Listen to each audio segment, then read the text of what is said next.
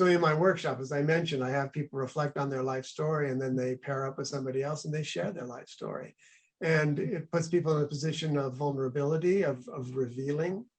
And what happens again and again is that it's a 10-minute exercise. Each person gets 10 minutes to share their story. And people come out of that and saying, I feel closer to this person in 10 minutes than I do to some people I've known for 20 years. Or I know more about them than I knew about someone I've known for 20 years.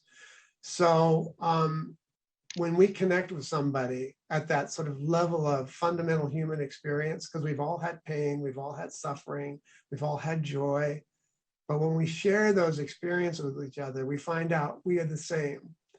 And then our differences around whatever they might be, whether it's politics or something else, they're still there, but they're not the last straw in the relationship. You know what I mean? It's they're something that needs to be worked out, but they don't determine whether or not we feel good about each other. So it's less fragile if you have like a foundation of like not common beliefs, but at least sort of realizing that, you know what, the other person has a family, the other person has, you know, feelings and values. They might be different, but they have them, right? And even I would say, you know, yes, but what you might find out is that their father died when they were young. And then you go, well, that evokes a lot of compassion, right? Or some other trauma, right?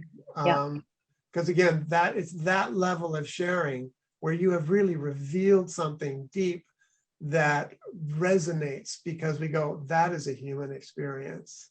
I get that. And now, you know what, you are not just a one-dimensional person to me, or a two-dimensional, you are a full four-dimensional human being to me right now. And so this little belief you have, well, that's part of dimension one, but there's these other dimensions about you that I know now.